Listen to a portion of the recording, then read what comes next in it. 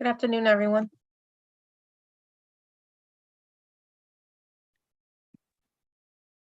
Good afternoon. Hello. Good evening, everyone. Good afternoon.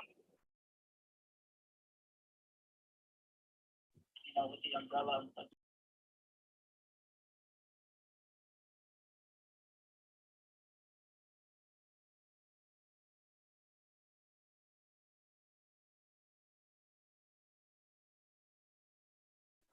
Hello.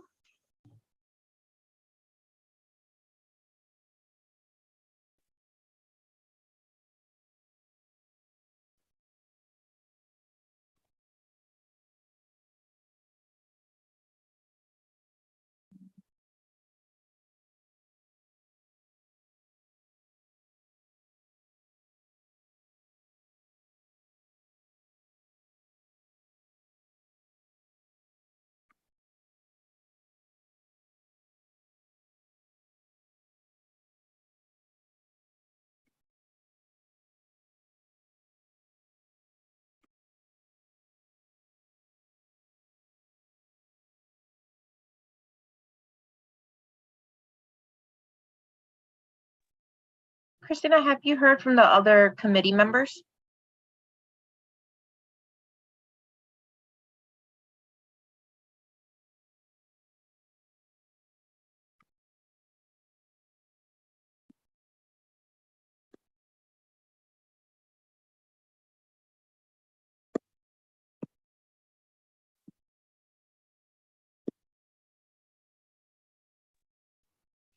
Good afternoon. Hello, good afternoon.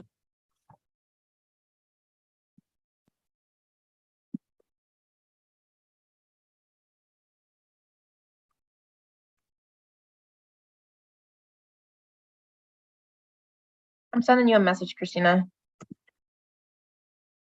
On Zoom. Okay.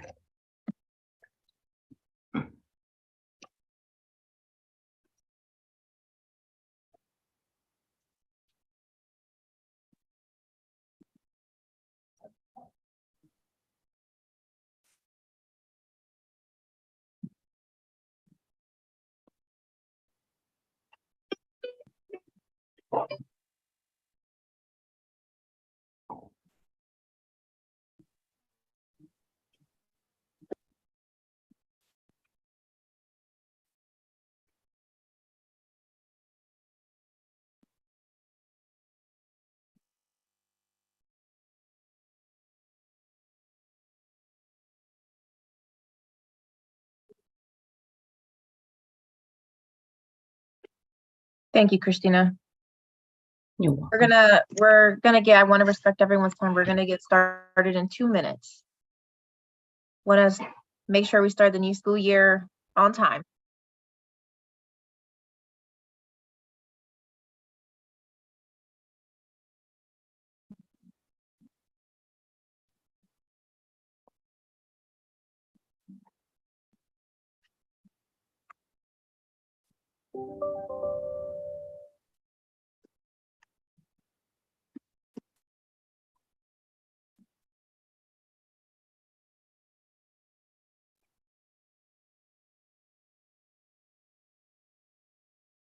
All right, I'm just waiting a couple more minutes for my fellow colleagues to join us, and then we will get started.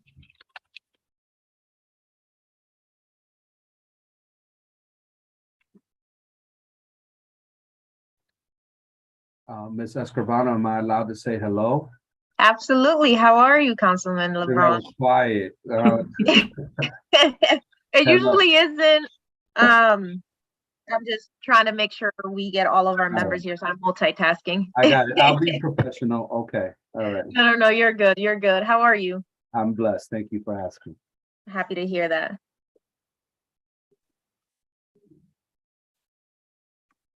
All right, so let's get started. I want to respect everyone's time. There's a committee member that will be a couple of minutes late, so he will just join when he can. Again, I just want to be respectful of everyone's time. So welcome to the Family Community Engagement Committee. I'm happy to see so many of you. We're gonna have a great year together, a lot of work, a lot of exciting stuff.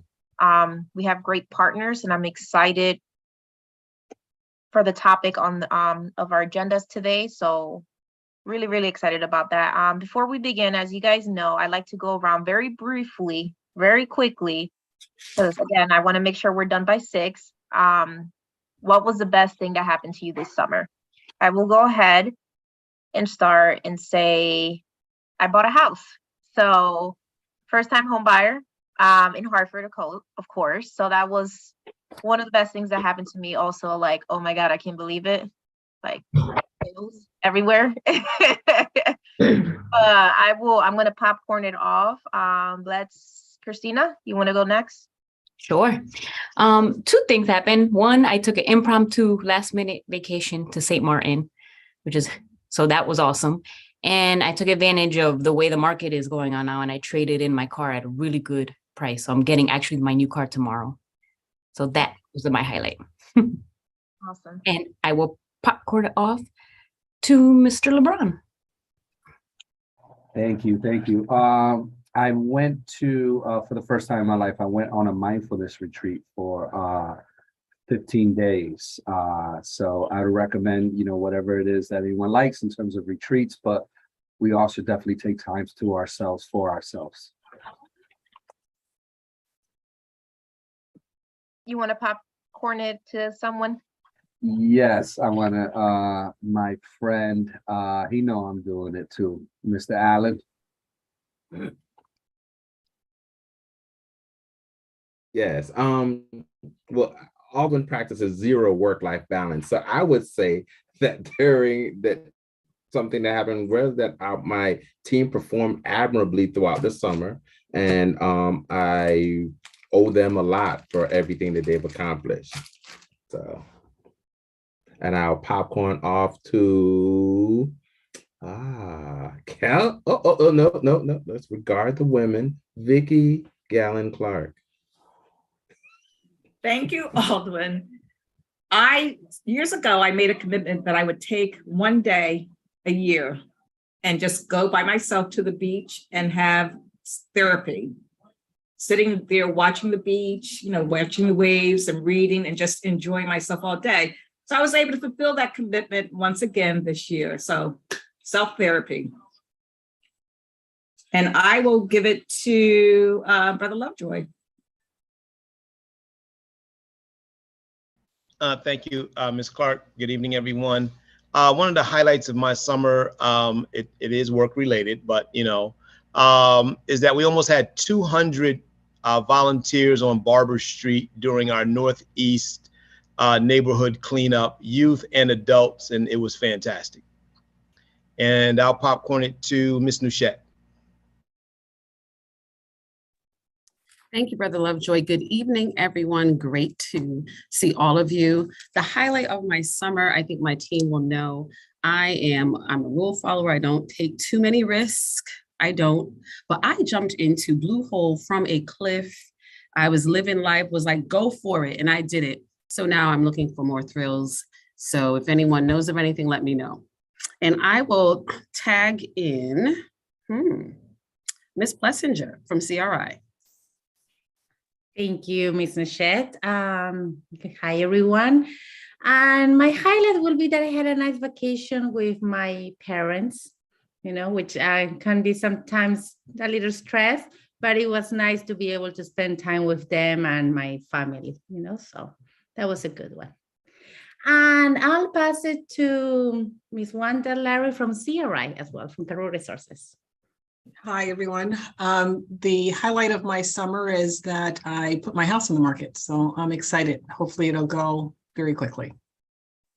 And also the highlight of Sandra's summer was that she was promoted to director, just so that you're aware.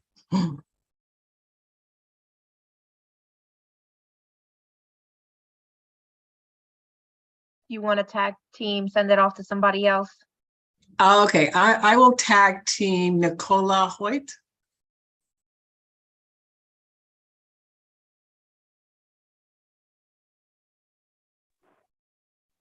Can you hear us, Nicola? Perfect. Yes, I apologize. I'm actually driving. So I had to wait till I stopped to be able to access my microphone. A highlight for me this summer was actually successfully completing my first summer program with my school, MD Fox. This was my first year planning for the summer with our staff, and it went wonderfully. So that was like the best highlight for me this summer. Of course, work related, but very rewarding. I am going to tag, let me see who I can see here. Let's go to,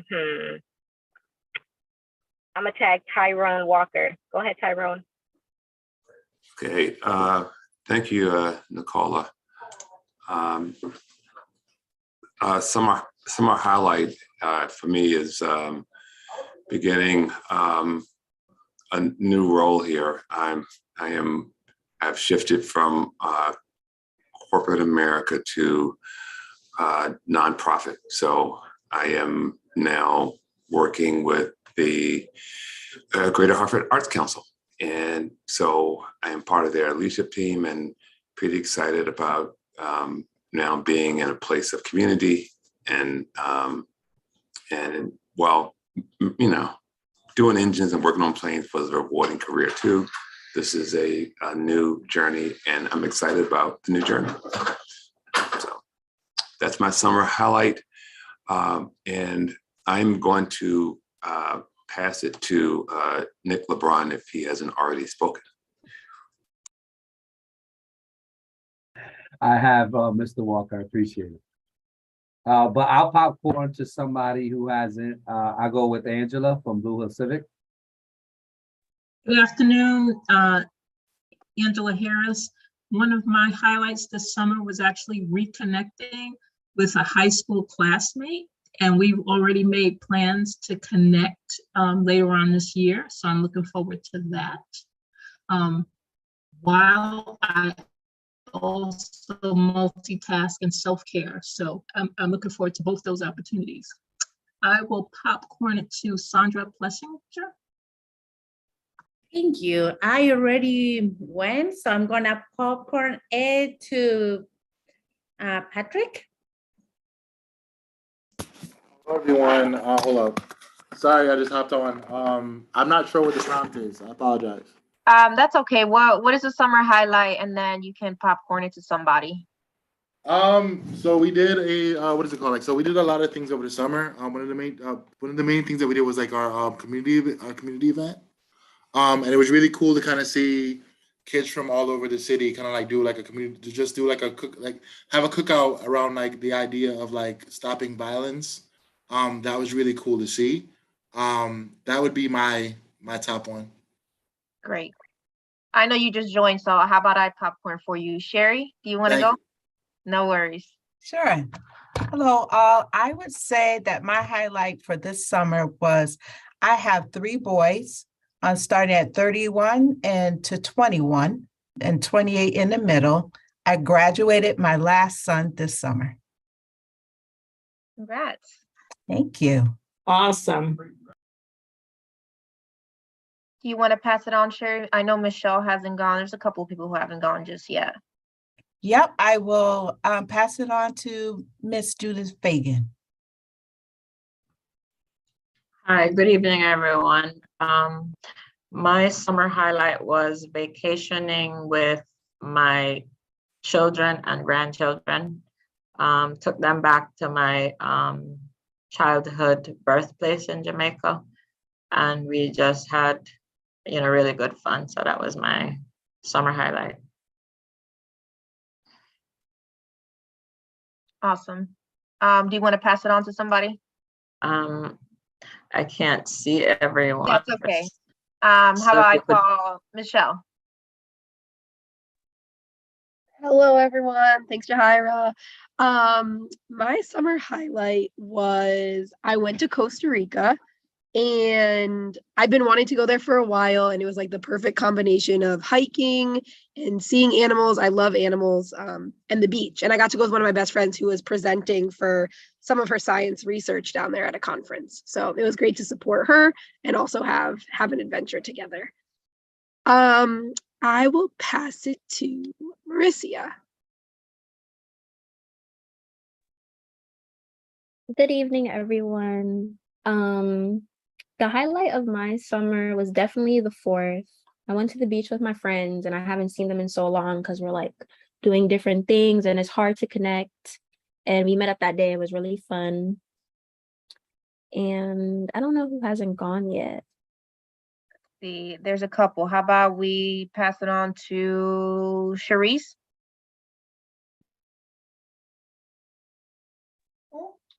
Hi, everyone. Summer highlight. I currently live in Chicago, but I am from New York and was able to spend 3 weeks in New York back home with family and friends with my boys and husband. And we haven't done that since COVID. So that was awesome to be there, fellowship and to eat. Awesome. Thank you. Chantel Gray, you haven't gone, I don't think. No, I haven't. Good afternoon. I have 2 highlights. I do not do direct care, but we had a vacant position for Belizzi. So I was there for 4 weeks engaging with young people. And that was exciting because I don't get a chance to do that. And I took my 12-year-old nephew to Disney. It was his first time on a plane and we just had a ball. So those were my 2 highlights. Nice. Let's see. Vicky, have you gone, Vicky? I'm not 100% sure. I don't remember. I did go. You did go. Okay, thank you. Yes. Anita, what do you prefer? Oh, you said it right the first time. That makes me so excited. Thank you. My highlight for the summer, I have 2 highlights. My first one is that I traveled. I went to Florida to see family. And then my second highlight is the camaraderie that I had over the summer. Shout out to Patrick and Sahar. They really kept me grounded for the 4 weeks. So those were my 2 highlights. That's awesome. I'll pass it along because I know a couple people. So Alejandro, it's your turn.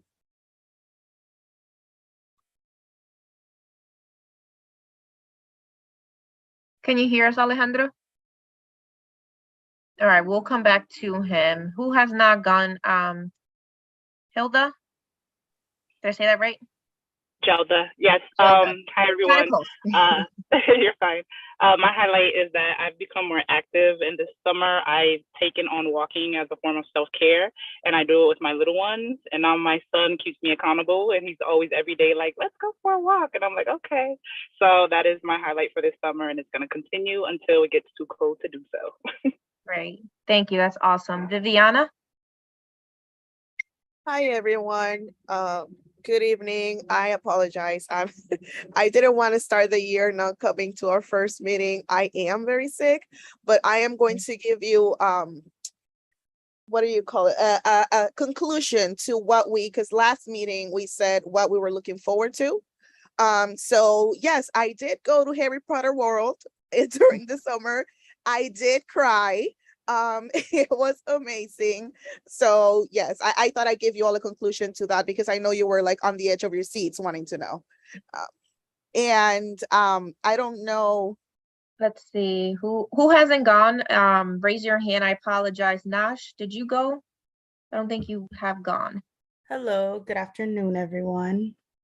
I'm gonna be honest, I didn't do anything this summer except stay home when I could, sleep in.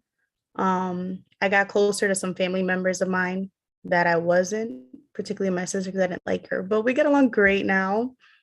Yeah, I play a lot of video games, so I joined some tournaments, got some extra cash money in the pocket. But so far it was just a nice, relaxing, comfortable summer.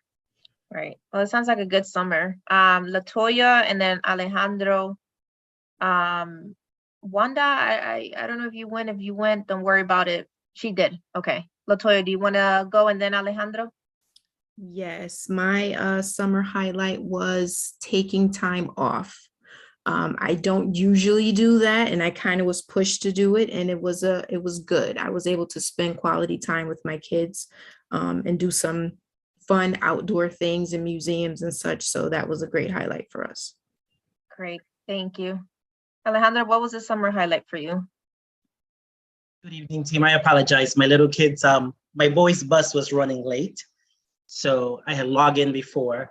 My summer highlight was actually going to the National Administrators Conference that happened to be in Puerto Rico this past July, and to be able to mingle and speak and learn from other leaders across the nation. Great. Awesome. Thank you. I think everyone's gone, right? Yes. I don't want to miss out on anyone. Awesome. Well, thank you guys for indulging me in that. As you know, it's something that I've been doing since I started chairing this committee, and I will continue doing so, just to ground us and remind each other that we're humans. We have life, and there's exciting and great things, sometimes not so many great things. And, you know, it's good to just have a moment away from all the bureaucracy, right? And we have a lot of important work to do, but it's important that we remind ourselves that we're people too, and we have our life, right? We got to take care of ourselves if we want to take care of our kids and our staff. So I hope everyone rested this summer, except I know Nishette, Chief Blackbird, you were out there all summer doing work, you and your team, but it's really great. We're back at it, and I'm excited about this school year. So with that being said, let's officially begin. The first thing on the agenda today is the community schools contract. Chief Blackbird, I'm going to hand that over to you. There you are. I lost you. I thought I lost you in the screen. I'm here. Thank you so much, Chairwoman Escribano. Again, good afternoon to everyone.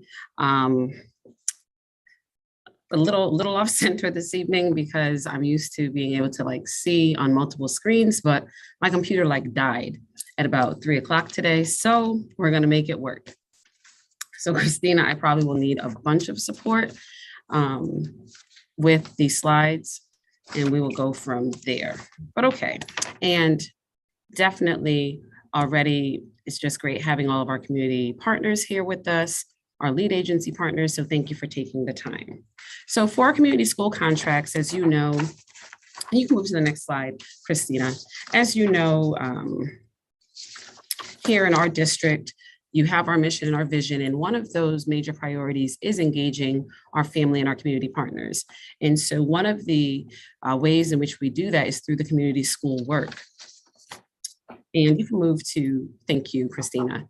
And as it's laid out here, priority 3, I'm not going to go into detail because Yahaira and team, I know you've seen this several times, but definitely want to call attention to the strategic goal of developing and strengthening partnerships with families and community agencies to support academic success and healthy development. So at the end of the day, the work that we are doing through the community school strategy is to support academic success. And we know when you look at the community school strategy, the core that really drives it is just that strong academic component. And we are here as partners in the work to support it. And then of course, youth development. The picture here that I just have to talk, sorry, Christina. Can you go back? Go back, sorry. Okay, there we go. In addition to all of the pieces that we do with our community school partners, I just want to call attention to the picture up at the top there, our families who had an opportunity to go to the Connecticut Suns game. There were several games that we were able to bring families to. And again, we're just here trying to provide access, opportunities, support academic success and healthy development for our students, and also ensuring that their families have opportunities as well. Thank you. So for this evening, just really want to talk about community schools, the current state of our community schools here at HPS, and then thinking about the investment for the community school strategy for the 22-23 school year. And so where have we been? I think it's super important just to give context. We do have board members who came into the work after we approved the first round of contracts last year. So wanted to just ensure that gave a little bit of context about the history of community schools here in Hartford. So this is just really a quick timeline of the evolution of community schools. And community schools, it's not a new, I would use the word theory very loosely, but going back to the 1800s, John Dewey, he realized that schools really are the center, they're the hubs of their community. And so he started talking about the school as the social center. And through the years, since the 1800s, yes, it's evolved. And now, I'd say over the last 20 years here in the US, there has been a banner or a marquee of community schools. And we understand that in Hartford in 2007, the School Community Partnership was established. 2008, the board did adopt a policy. We had a pilot of 5 schools. The Community School Initiative was formed. We've added additional schools. And then in the 2018-2019 school year, as a district, we named all of our schools in our district as community schools using a leveled or a tiered support system. And the work to date, using that approach really has been fruitful. So where are we now? So wanted to take a quick moment just to give some facts. So as I mentioned, we have a leveled approach to our community school strategy here in Hartford, meaning that every school, all 39 are very different. So not every school needs the same level of support or even has the same need. So we have 13 full service schools, and I didn't include that slide, but we have a listing of services or components that fall under each of the levels. So we have 13 full service schools, and the attendance rates for the after school programs are listed there on the side. And I do want to take a moment just to talk about that. And again, I always like to be forthright and upfront with our FCE committee, is that you can see that attendance rates across the board, they vary. And so our community school providers were dealing with several things last year, COVID outbreaks in schools and students having to be quarantined. So that did impact attendance rates.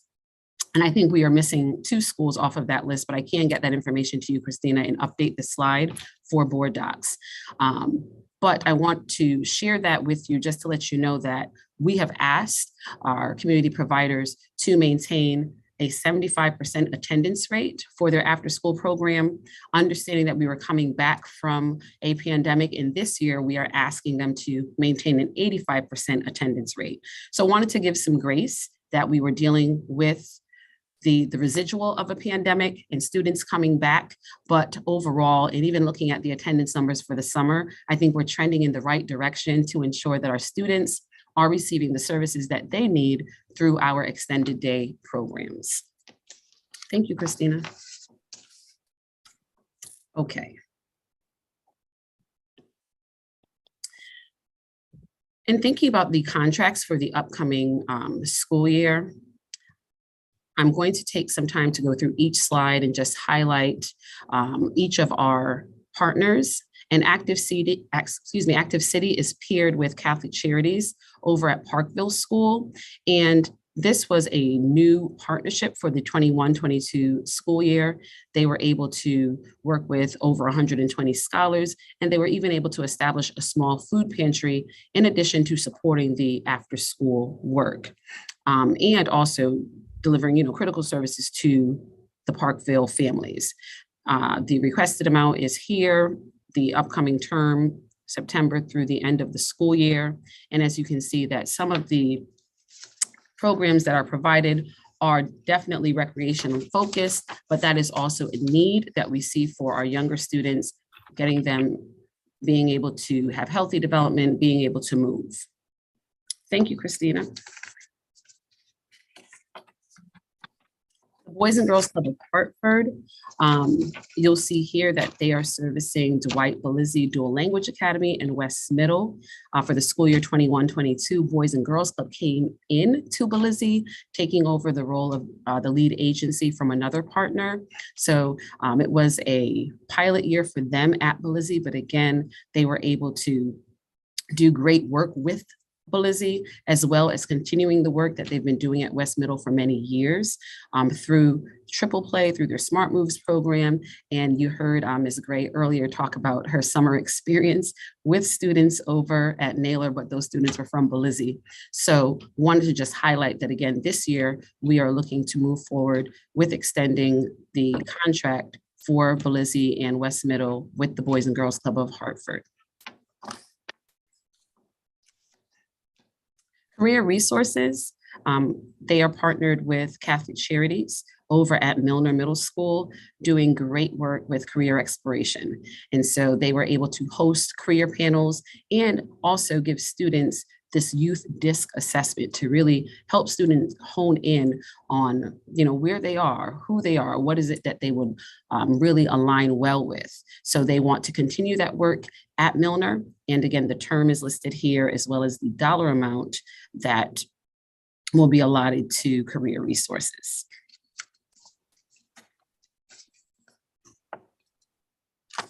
Catholic Charities. Catholic Charities, they are the partner, the lead agency partner at McDonough School, Milner, and Parkville. For the school year 21-22, they were able to establish a food pantry that's open to families.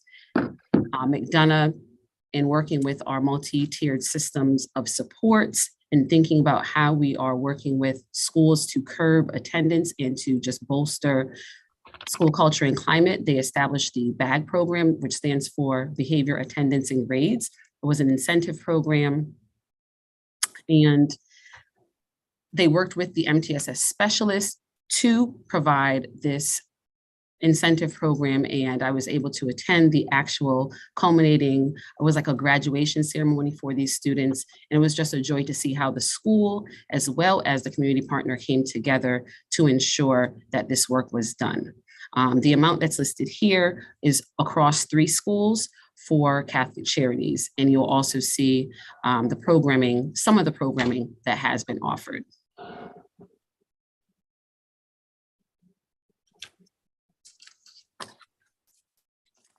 The Village for Families and Children, highlighted here, they've established food pantries at both Martin Luther King as well as MD Fox, again, responding to the needs of the families and the students that are there. They offer a student outreach program, both at Burr and at MLK. And the schools that are listed here, as you can see, is where they are providing these services, and also a quick snapshot about the programming that they are delivering in these schools.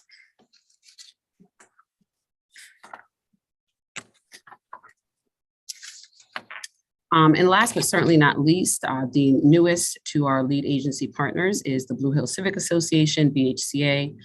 This last school year, they were able to provide a spring break college tour. They partnered with the school and Higher Heights on FAFSA nights, and they were able to maintain monthly family engagement touch points with families at Weaver High School. BHCA, they offer more than one type of service. As you can see listed here, the various examples of the programming that they do offer. And I wanted to take some time to highlight work that they are doing. I did share attendance rates because that is what our lead agency partners, we were tracking last year, looking at their attendance rates, as well as the type of programming that they shared they were going to provide. Additionally, in looking at the data that we were collecting and we were measuring them against, were our community school standards. And I know I've shared those in the past with the board, and I'm willing to share those again. And we did complete the site visits, and lead agency partners, they did receive that review in regards to how they fared based on the community school standards, as well as what we saw when we went out for those community school site visits. And we take that information and we team with them and we work with our lead agencies on how to improve and how to grow in any areas of opportunity. And lastly, what I will add is that all of our lead agency partners do attend all of our TA sessions, technical assistance sessions with them. We meet with our community school lead agency partners every other month on Fridays, and we are able just to process through various components of the work. And our community partnerships manager, Michelle Sinkwitz, she works with our agencies as well to do a lot of that TA. The next part that I want to highlight is where we are going. And so we want to continue to utilize the community school standards as a benchmark to maintain an 85% attendance rate for extended day programming. So that's during the day and after school enrichments. So we do have community school partners that are providing during the day enrichments in school buildings and also brokering other relationships with other entities to bring in like United Way Readers and other programs like that. We are looking to utilize Transact, formerly KN, as the data platform to continue to compile extended day reports. We want to ensure that we are using those reports and getting that information so we have great data that we can share back with the board as it relates to the work that's being done, and then continue to do our semi-annual site visits for all sites. And again, I do want to just share with the board that our community schools, they do have to complete a work plan that is aligned to the school improvement plan that is completed in collaboration with the school leadership.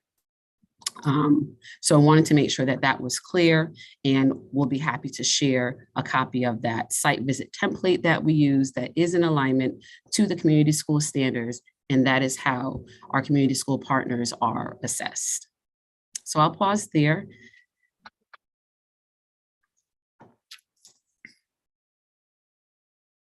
Great, thank you, Chief Blackburn. Thank you. I'm gonna open it up to my colleagues. Are there any questions? In case you can't see, both Phil and Shante have their hands raised. Okay, I'm gonna give it to Phil first, and then I'll give it to Board Member Brody. Yeah, thank you. Just to clarify, when we mentioned the attendance rates, are those attendance rates to the program, or are those attendance rates for our schools? Chief Blackburn. Thank you, Chairwoman Escribano. The attendance rates I shared were attendance rates specifically for after-school programs across sites. So not for the school, but Okay, that so was then, just specifically for an after-school program.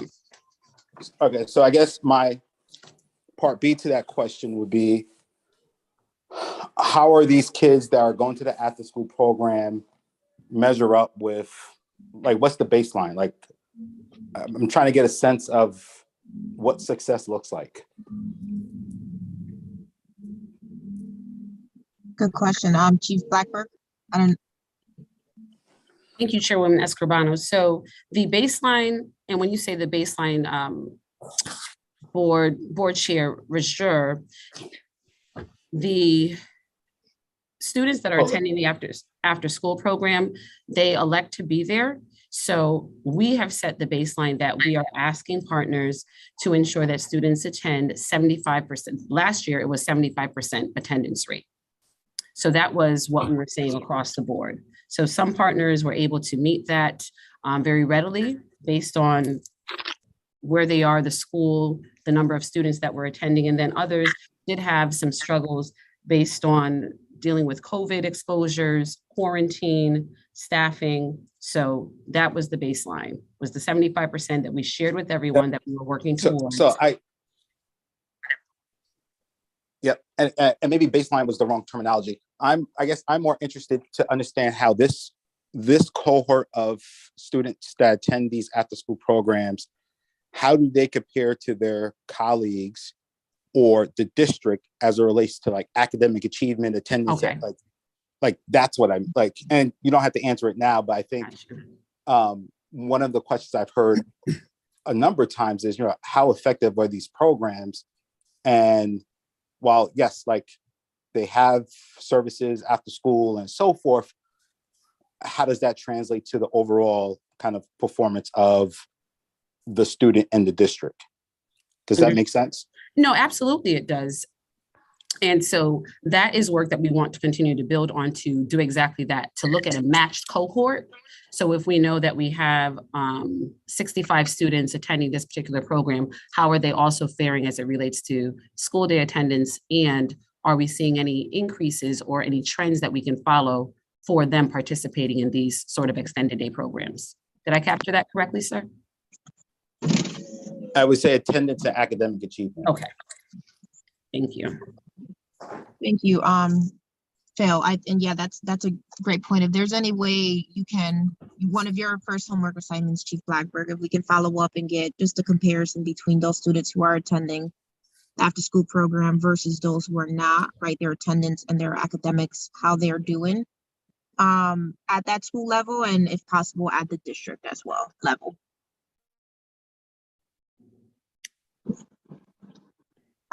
Ms. Brody, I know you had a question. Good evening. I have a couple. So the first clarifying question is where we are going to see these contracts on the agenda for the board meeting, correct? Yes. And we don't have any data to help us, or help me vote on if I'm voting for an organization that I don't have any data on, or have any data to ask a question, because data that results that come in lower than expected, that doesn't mean good work wasn't done, but it helps me ask a question to get to that understanding of what the barrier was or the struggle. So that's going to be the reality at the board meeting.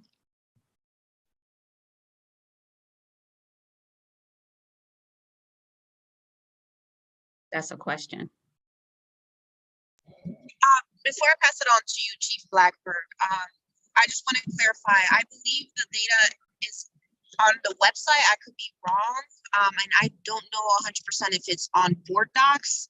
Please correct me if I am wrong.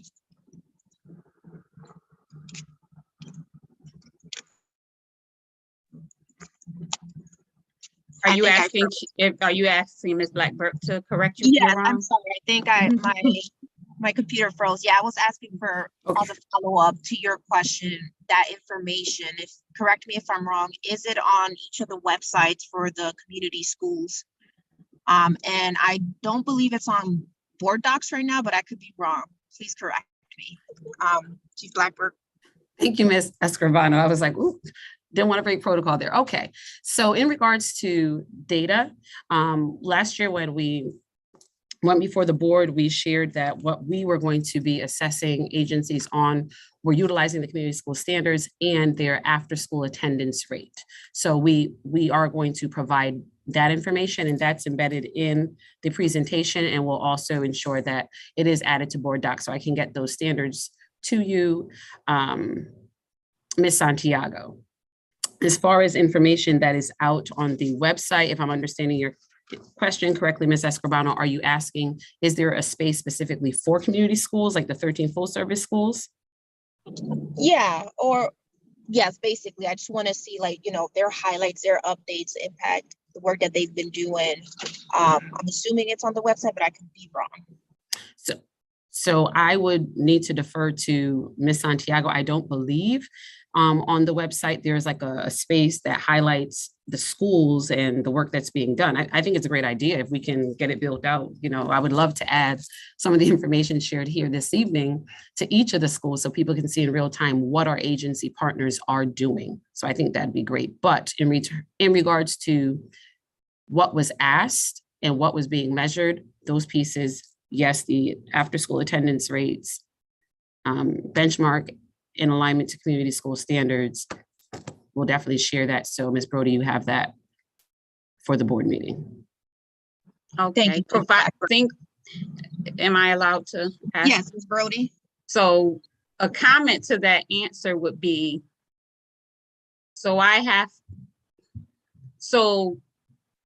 because last meeting, all of our contracts was on a consent agenda. So if I have a question after, which I thought I was going to be able to ask today, but I'm going to have to read data and be able to ask questions. Am I going to be able to ask questions at the board meeting, or how? Because I thought committee was where we dealt with the more of the questions, getting into it. And if it was something that came up after, that's what we're discussing at the board meeting. And this is a lot of community agencies to think that we could get through without almost staying the night at a board meeting, questions on each of the community organizations. Thank you, Ms. Brody. Chief Blackburg, and I believe, correct me if I'm wrong again, but I believe in the last meeting that we had, which I feel like it was a long time ago, what we had approved were for the summer contracts for the community partners summer work. I don't think it was for the school year, correct? And thank you, Chairwoman Escribano, and thank you for raising that point, Ms. Brody and Ms. Escribano. So these contracts are continuation contracts for the community school work. We did an RFP last year that was for really, in essence, would have been 2 years. But when we ratified the contracts last year, they were just for the 1 school year. So we're bringing back the contracts. Dollar amounts haven't changed.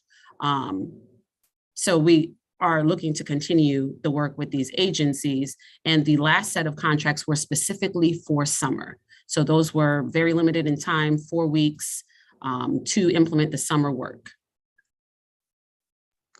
Thank you, Chief Blackburg. So just as a follow-up, Ms. Brody, I believe, and Christina, please, I always want anyone to correct me if I state something wrong. This is going to be a one of the line items, agenda topic on the board. It will not be in the consent agenda. Right, perfect. Okay, so yes, Ms. Brody, you will have an opportunity as well to ask additional questions during the board meeting. That being said, you do bring up a good point in terms of receiving the information ahead of time. So if Chief Blackburg and your team, if you can send to Christina that information by end of day tomorrow, that would be very, very appreciated. And I do have one other general question. So we're saying like as a continuation, do we assume the dollar amount is the same? Do we assume that what we're asking of the organization is the same? Like, are they servicing the right amount, the same amount of students? But if they're servicing in an increased amount, in their amount of the contract stay the same, like what are we asking to do if we're like, I'm trying to measure the work we're asking versus the amount of that the contract is for, or the amount of work. Is it reasonable? Is it not? You know, those sort of things. So will that also be providing compared to what we've asked them to do in the past? Thank you, Ms. Brody. Chief Blackburg. Thank you, Chairwoman Escribano. So I'm going to answer that in part. So first, each year we do a work plan with our agencies. And it is based on, you know, the needs of the school. They're having conversations with building leadership. So there will be a work plan that they have to complete to do the work. And that's like their blueprint, their navigation system of how they're going to implement the work. In regards to the continuation application, we went through a competitive process, which was a request for proposal that was done with the agencies. And in that proposal, there was, you know, like I don't want to use the word cap for a dollar amount. So if we are going to enter into something where we are going to start shifting dollar amounts, then I think we would have to then revisit budgeted allocations. And I think that's something I would need to get into with Chief Penn. But definitely in the work plan that our agencies will submit, they're going to share with us exactly how the dollars are going to be utilized, how many students they plan on servicing. I am well aware, you know, I was in direct service for many years. Of course, we are always in need of additional dollars. We do encourage our agencies to braid funding together from various streams, because the money that's coming from Hartford Public Schools to implement this work is only a portion. So if an agency is receiving $25 to do this work, the $25 in no way, shape, or form could, in essence, be the only monetary component to implement the work. So, you know, being in direct service for years, we did that. We would take the dollars and braid them together. So just wanted to just add that piece, but definitely looking at those work plans, if an agency states that, okay, this is what we have this year, this is how we're going to use the HPS dollars to implement work, that is what our expectation would be. Thank you, Chief Blackburn. Ms. Brody, do you have any additional questions before I pass it on to Board Member Walker? I guess my questions will come after I see the data, but in regards to what Ms. Blackburn just said, I'm saying if our ask is to, you services this amount of students and now we're doubling that, but you got to work in with the first amount of money you know awarded, that was money that had to be streamed with other monies, just as you described, but now you're saying, oh, we need you to double your work. And how much more could I, you know, how many more miracles can I work? So I don't have, until I see the data, I guess my questions aren't really questions. So I look forward to that. Thank you, Ms. Brody. I'll pass it on to you, Chief Blackburn. And then I'll say my piece. Go ahead, Chief Blackburn. Okay, and I just, Chairwoman, I wanted you to, Mr. Walker has his hand up, so. Yes, I'll have Okay. him. I just wanted you to, I want you to respond to Ms. Brody because I don't want you to lose your thought, or do you prefer to wait? Oh, no, I had a separate question, but I can respond to Ms. Brody. So again, I just want to be clear and just a point of clarity. The data that will be shared is relative to the after-school attendance, because that is what we tracked and what we shared we were going to be collecting this year. And also we shared with the board that we are using community school standards as a benchmark. So we can provide the trends that we received from those site visits, as well as the attendance rates that we did share. So if there's an additional data point, just want to know so we can get that to you. Is there something else that you are looking for as it relates to the partners? Thank you, Chief Blackburn. Yeah, I'll get that to Ms. Ms. Brody. Santiago. Yes. Great, thank you. And That's okay. I'm sorry. Chief Blackburn, go right ahead. Just wanted to make sure, because I did hear a piece in there that said by tomorrow. So just wanted to know, will that piece be sent to Ms. Santiago like later this evening? Just trying to prepare the team so we can, I don't want to get to, you know, like a finance meeting or somewhere else and you not have the piece that you needed. So just trying to get a timeline. Thank you, Chief Blackburn. Ms. Brody, will you be able to get that over to Ms. Santiago by the time our meeting is over today? I can't promise that, but I'll get it to her very soon and she'll make sure of it. Okay, great. Awesome. Board Member Walker, thank you for your patience in waiting. No, thank you. So as I'm listening to the conversation, I'm just going to speak up. This is to Chief Blackburn. I think what you presented was satisfactory in terms of understanding these programs and partnerships. I am trying to understand kind of the role I'm on to play as a board member and how I can be more constructive here. So I guess what I'm asking is, as we're going through these programs, is there some criteria that is used to evaluate the effectiveness of these programs against some plan? You've mentioned it, but it may be, to me, is that this, in this arena at the committee level, is probably the opportunity to talk about that. And it wasn't talked about today. It may be done at your level. So are the different partners graded in some way so that you have some way of saying, hey, we want to keep this partnership is good, or there's some threshold where we say, okay, against some criteria, we're going to we evaluate the partnership and say, oh, maybe it's time to open it back up and look for new partners. Yeah, that's a question because I can't see it here. So Thank you, Mr. Walker. I just want to reiterate and make it clear again, and Chief Blackburn, I will give it to you that obviously last year you said at the standards that you measured was a 75% attendance rate at the after school program, and then you guys work hand in hand with each of the community schools to create that workbook, that work plan where it says you will achieve X, Y, and Z with the students at percentage, etc. So just piggyback writing off of Tyrone's question, right? Obviously, I know you guys do that. You work hand in hand with the community partners to track that information. And this was probably prior to Tyrone and myself being here because we're the newest board members here. Was that information in terms of the evaluative process ever brought to this committee level? Or is that something that was done internally with your team? Chief Blackburn, it's all yours. Thank you. Thank you, Chairwoman Escribano. So that is done internally with our team. We do talk about, there are partners that we do have very, would like to use the word, pointed and directed conversations in regards to areas of opportunity.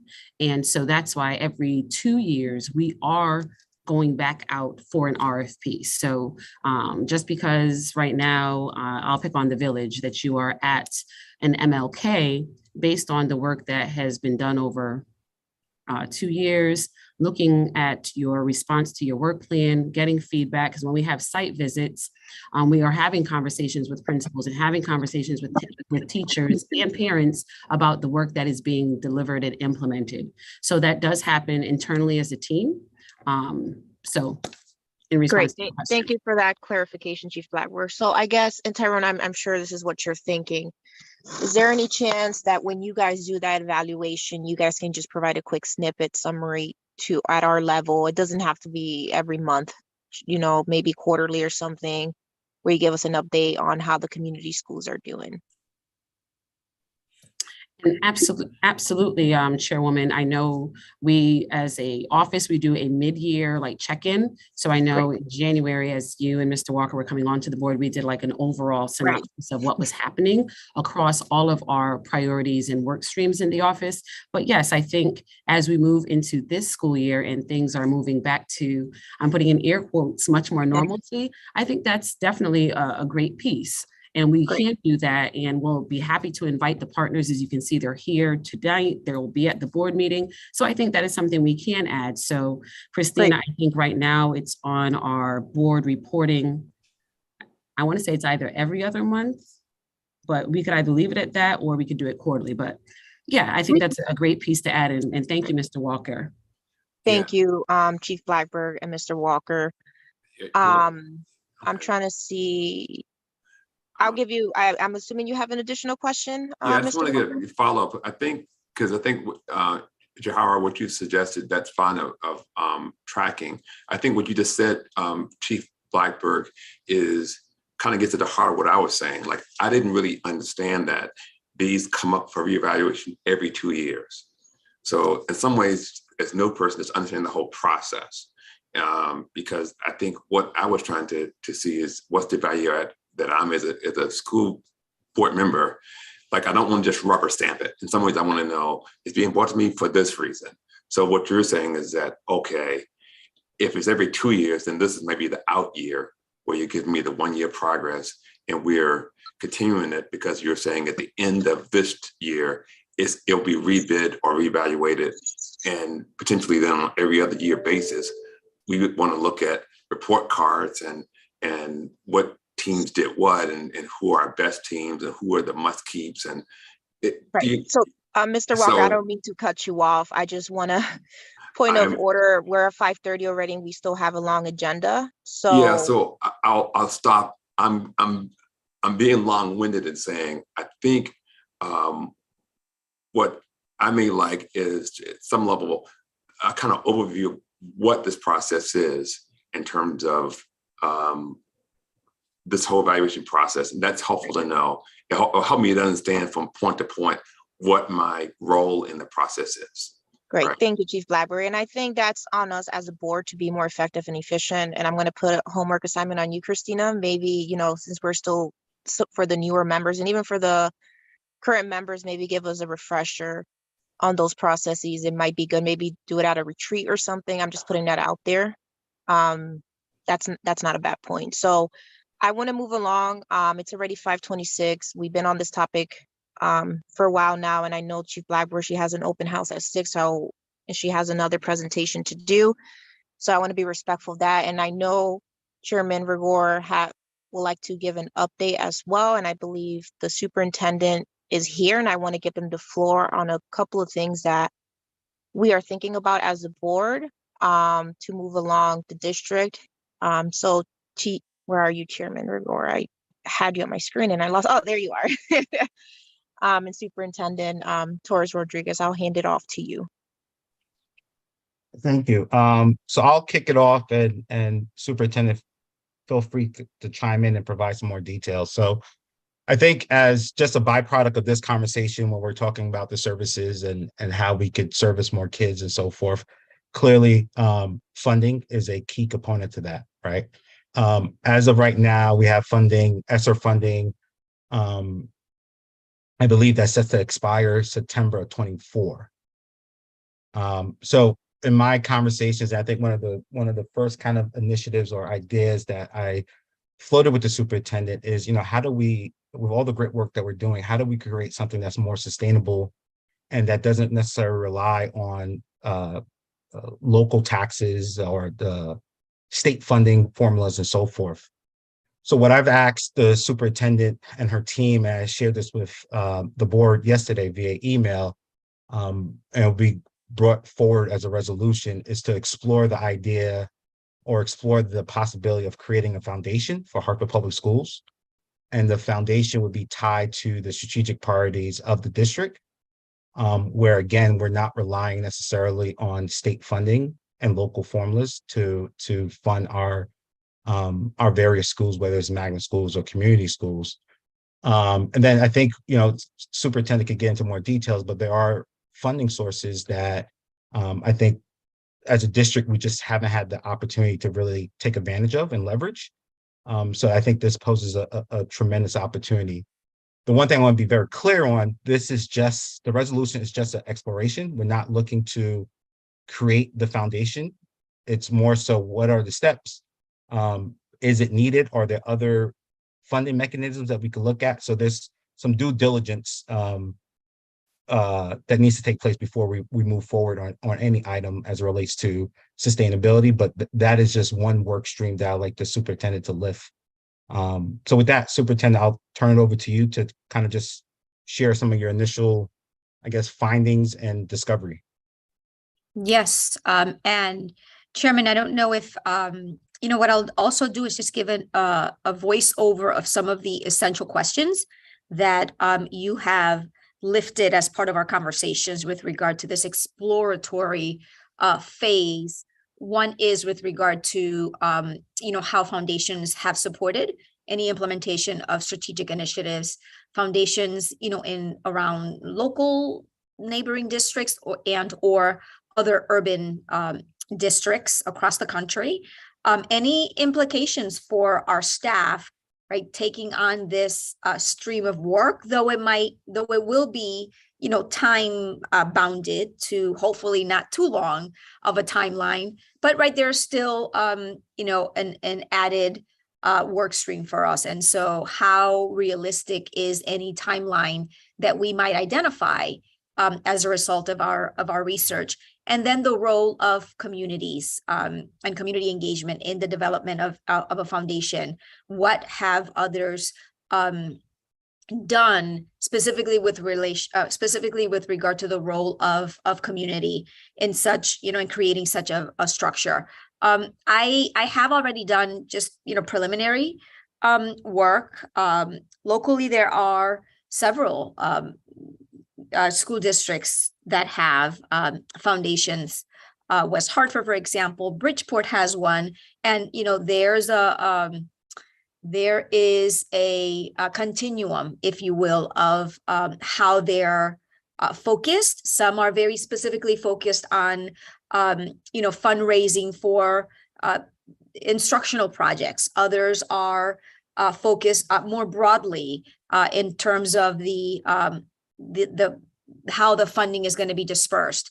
And then there are others in other larger districts that have, right, an entire staff that is devoted to the fund development for a variety of projects and purposes in alignment with strategic priorities. So there's a lot of ground for us to cover with regard to the research, but I do appreciate the from the governance, the board perspective, the response to the concern that was raised early on when we knew that we were going to get this infusion of funding, and we knew that we were going to face a fiscal cliff, and we knew year one into the spending of some of the relief funding that we really were not able to implement with fidelity many of the initiatives, the strategies that we were aiming to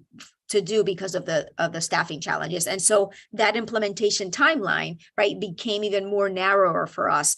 And then that, fall 2024 expiration date is still looming over us. And so want to just acknowledge gratitude for the idea of potentially exploring the foundation in response to our financial sustainability.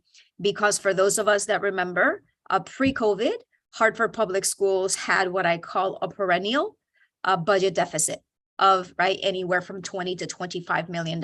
And the projections, given enrollment and all of the other costs that continue to increase, still put us at about 18 to $20, $25 million deficit, coming back to that post-COVID relief funding. And so a lot of context that I just shared, but wanted to kind of cohere all the pieces and also acknowledge the response of the board to a potential solution, a potential solution to our financial sustainability challenges.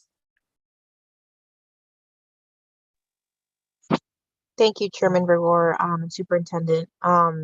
Obviously, this is still in the exploratory phase and we're still figuring everything out, the superintendent and her team. So I'm going to encourage my fellow board members to please, if you have any questions, email them to Christina or to Chairman Vergor, and we can take it from there. I just don't want to take time from this meeting right now I'm sure everyone has questions. I know I have questions, but I don't want to take more time during this meeting to answer all those specific questions you may have about the foundations. It's still in its exploratory phase. So I really encourage you to email Christina and Chairman Vergor on any follow-up questions you have from their presentation.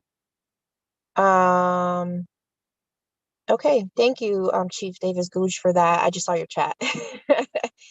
Thank you, Superintendent and Chairman Vergor. Anything else you want to share before we move on? If not, I will say you're free to go whenever you want, but you're welcome to stay. Great. Thank you. So I know, Chief Blackburn, you have to head out soon. So give us a quick, what is it, Cliff Notes version of the next presentation, which is the Community Partners Summer Update. And then, yeah, give us a Cliff Notes version. It's all you. Got you, will do. And just to everyone, I missed my son's open house last year, and he is like, please make every effort to get there this year. So I'm trying. So if I need to log on when I get in the car, I will do that. But have to be mom. Okay. So the Cliff Notes version, I think some of the board members may have seen components of the summer report in teaching and learning. So I will be mindful of that. So in looking at the slides here, the key highlights are here.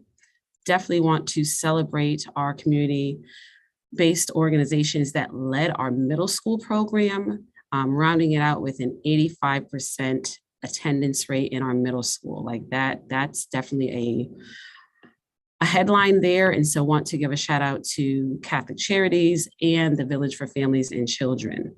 And so thank you for making that happen for our middle school students. Thank you, Christina.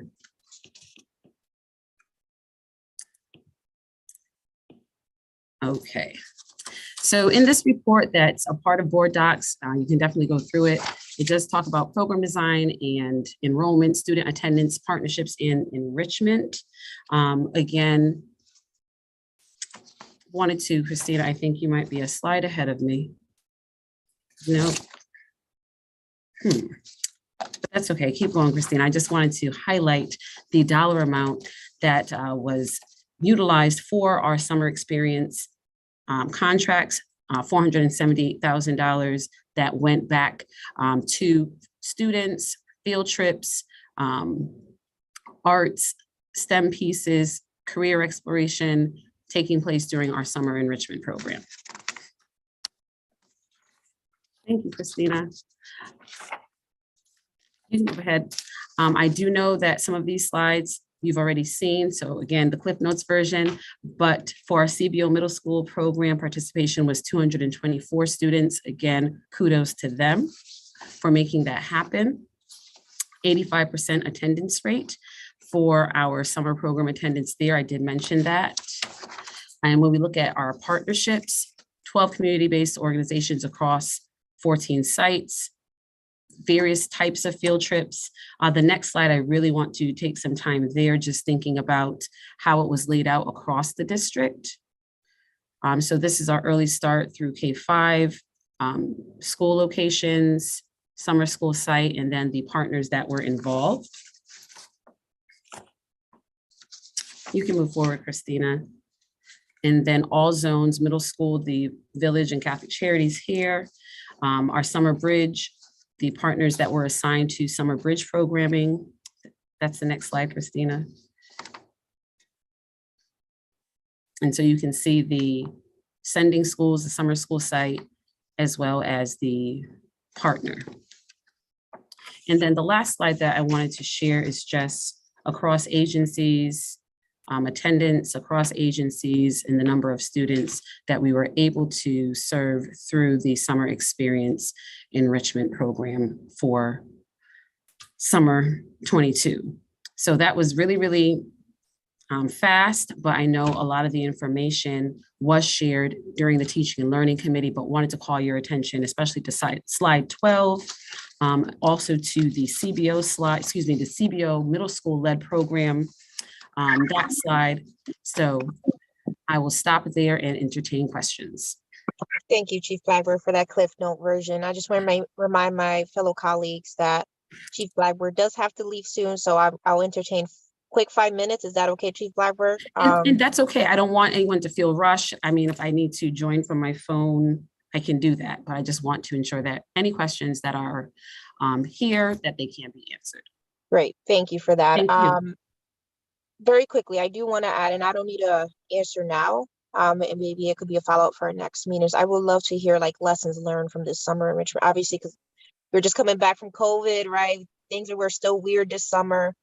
I would love to hear more about like kind of lessons learned from this past year. Like what could we do better to engage more students, to support them more? I would love to hear those thoughts from you and your team. I don't need an answer now, but I'm putting that out there. If we can follow up with that for next month, that'll be great. We still have time until next summer, but lessons learned, right? What can we do? What were the gaps? How can we engage even more students? But I'm happy to see how many students you were able to engage this summer. That's really great. That being said, I will open it up to my fellow colleagues. Are there any questions? Chief Rigor? Chief, you hear me? Chairman. Yeah, thank you. I guess the one question or comment rather, and I'm not looking for an answer or reaction right now, is as I'm hearing some of these questions around kind of the effectiveness of these programs, I think it would be helpful for us if we just take a step back and really articulate like what's the problem that we're trying to solve, right? So what's the problem statement? And then from that, right, you could then measure like the effectiveness of these programs. So to be honest, and as the chairman, I don't know what the problem statement is as it relates to this. I don't know if it's enrichment for purely for after school. I'm not sure if it's babysitting. I'm not sure if it's right tied to the strategic priority or how we, again, boost attendance and academic achievement. So I think as an exercise, And I would say that's probably across all the work that we do, is just really being very clear on the problem that we're trying to solve and making sure that we have metrics that ties back to that. Thank you, Chairman Vergor. Very excellent point. I can see MIT is treating you well and building up those skills. For those who Yeah, don't know, it's costing me. It sure is costing me. hey, but look at you being a great thinker. And Chairwoman Escribano, if I could just add, and thank you, Mr. Richer, I totally understand what you are stating. And if I could add, the problem statement, given our context as a district, is always that we are looking, one, to engage families and the students, and to also provide during the summer, also in after school, one, a safe place for that positive youth development. So students cannot attend an after school program if they aren't attending school. So inherently, the after school program, the extended day program, becomes an incentive for a student to be a part of that. So in the summer, that is how we work. That's what we lead with. I think I shared with the committee before that the summer experience, no, not babysitting, but students are more likely to attend the academic component if there's a full day complement of experiences. So mom, caregiver, whomever it is knows that they are in a safe environment from X time to X time while I am at work. So it's not babysitting, but ensuring that there's safety and youth development for that student while giving them access and opportunity to other outlets. Thank you, Chief Blackburn. Chairman Vergor, did you have your hand So up? then, Okay. so I know we have a lot of our partners here on the line that I would, so I appreciate that. And what I would say, and I would challenge the superintendent and challenge everyone here on the call. So what I'm hearing is just activity, right? I'm hearing like we're doing these activities and these engagements for youth development, which is great. I want to challenge this group to say, okay, how do those activities tie directly back to attendance and academic achievement, right? So I understand we're coming out of COVID, right? But now we're past that. We have engagement, right? These contracts are renewing. I'm actually challenging this group to say, how does this group help with attendance and academic achievement? And again, I'm not looking for an answer now. As we continue with this work, for me, like that's top of mind. Like we could do all the activities that you want, which I appreciate, and I think it's good, but it needs to be tied back to something that's measurable that as a district, we get measured on. Thank you, Chairman Vergor. Ms. Board Member Walker, I see you have your hand up. Yes, thanks. So Phil, I'm giving a counter reaction to you too. While we're looking for measurement, I also just want to say that part of this measurement is building actual human capacity, actually building the soft skills and building up the esteem of these young people have value too. So give me the full story as to what the after school program provides, because ultimately in some ways, kind of to Phil's point, if I can build up the capacity of the young person, then I believe I get a better student on the back end when they go back to the classroom. So give me the full story, right? I would say that too, that everything may not necessarily be everything may not be a kind of dollar and cents or here's a 0.2 increase, but it would be interesting to track in a longer term sense. Do young people who attend summer programs do better in school long term? Do they drop out less long term? Right? There may be some bigger picture story as to what these provide for the human being.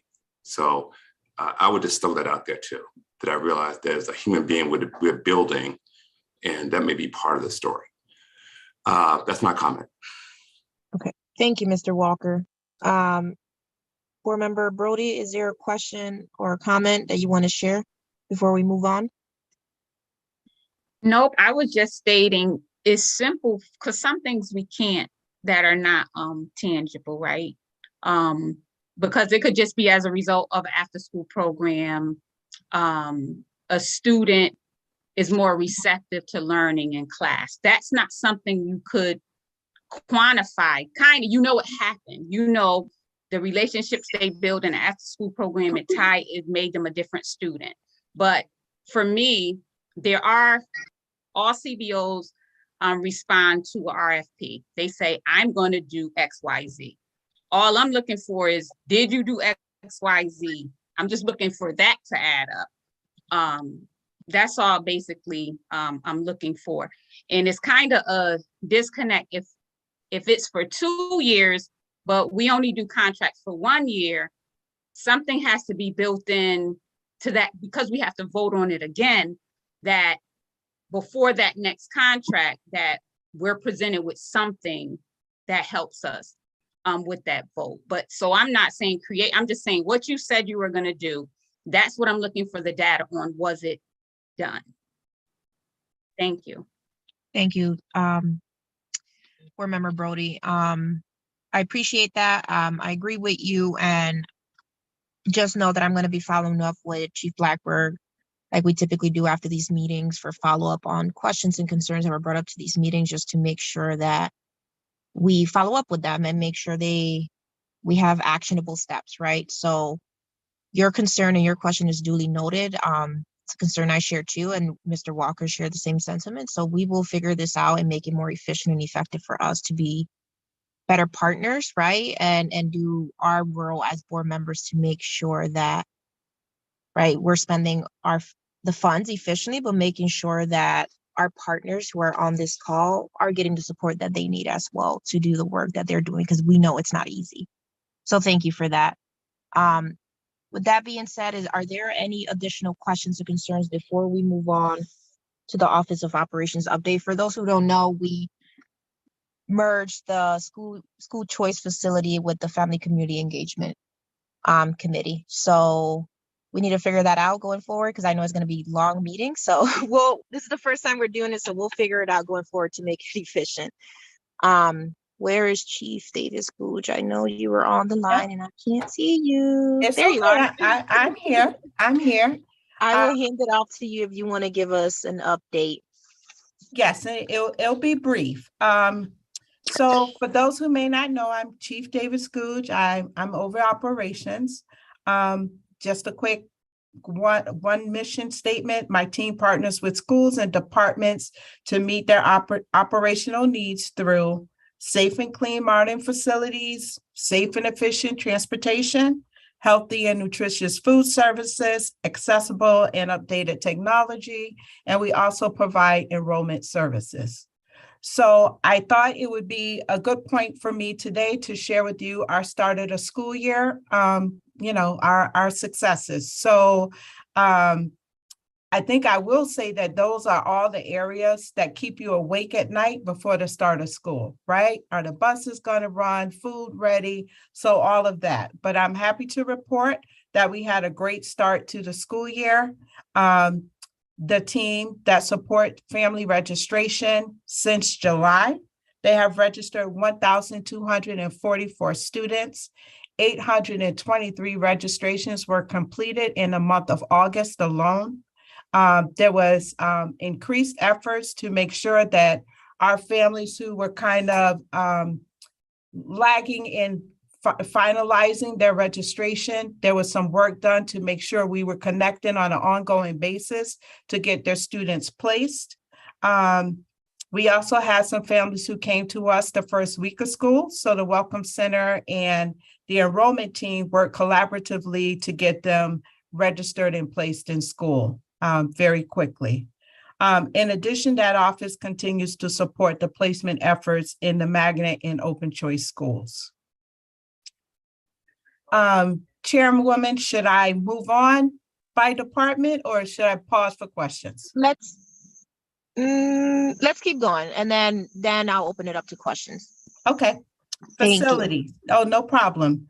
Facilities, as you know, throughout the summer is our time where we do the deep cleaning in our buildings. So that summer cleaning schedule, everything was met. The schools were ready to receive their students, staff, and also our partners. I will share that the heavy rains of late did cause some challenges in our older buildings, but our buildings and grounds team took great care to solve for those issues. Transportation, while some communities are experiencing bus and driver shortages, our services have been uninterrupted. We are currently transporting 5,701 students on the regular size buses, 1,505 students that require door-to-door transportation. That team also increased their outreach efforts by sharing transportation information sooner with our families. That actually started the week of August 15th and continued as students were registered throughout the months. And lastly, technology. We kicked off this year with the goal of ensuring all our students and staff could hit the ground running at the start of the school year with their technology. We utilized the new teacher induction event to provide devices to our new teachers. And our schools are already implementing the student device distribution protocol so we can quickly identify the number of students who are in need of a laptop. Food services, they were ready to go with great meals. They were actually highlighted on Channel 3 a few weeks back. They shared there's some new meal options, including vegetarian options. You hear that, Chairwoman Brody? Vegetarian options on the menu.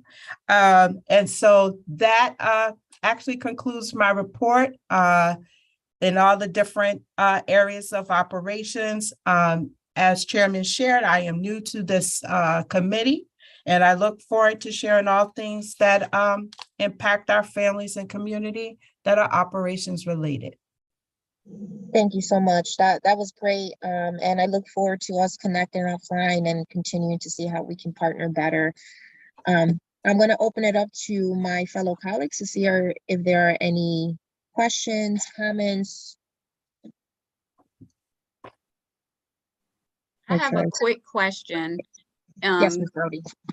Probably can't be answered here, but do our schools have a like a pest control line item on their budgets? Like even some of our newer schools that don't prevent you from mice in a building. So I know many years ago, my oldest daughter's school, it was like a thing they had it a whole process on how to deal with the mice in a brand new school because they could just slip in under the doors. And I know that other schools are having issues so I'm wondering how that's like managed. Absolutely. There's I'm sorry, Chairman. No, you're good. Go right ahead. Okay. There's actually a protocol that is lifted by Buildings and Grounds. It is not school driven or school based. So I can definitely share that protocol with anyone who's interested. We have a contract with the pest control. There is a monthly check. We know that we had an uptick due to like some classroom feedings because in COVID, we're trying to keep some distances. So there has been some classroom feedings that has caused the uptick. So there's a full-blown protocol. I would definitely share it with this team. Thank you, Chief Davis-Googe. Board Member Walker, do you have any questions? I'm sorry, no. Good presentation. Thank you for sharing and appreciate the information. Thank you, Mr. Walker. Mr. Rigor, do you have any questions? No questions. Thank you. Great, awesome. So that concludes your presentation, Chief Davis-Googe. I appreciate you and I look forward to connecting with you sometime next week or the following week. And welcome to the team. Thank you. Sounds good. So the next thing on our agenda are reports. Just as a highlight, again, those are on board docs. All the information is there. So I am strongly encouraging my fellow board members to please read them. We're not going to review them right now, all of them. Again, go to board docs, or Christina, if you can link the board docs link and send an email to this committee, that'll be great. Please read them.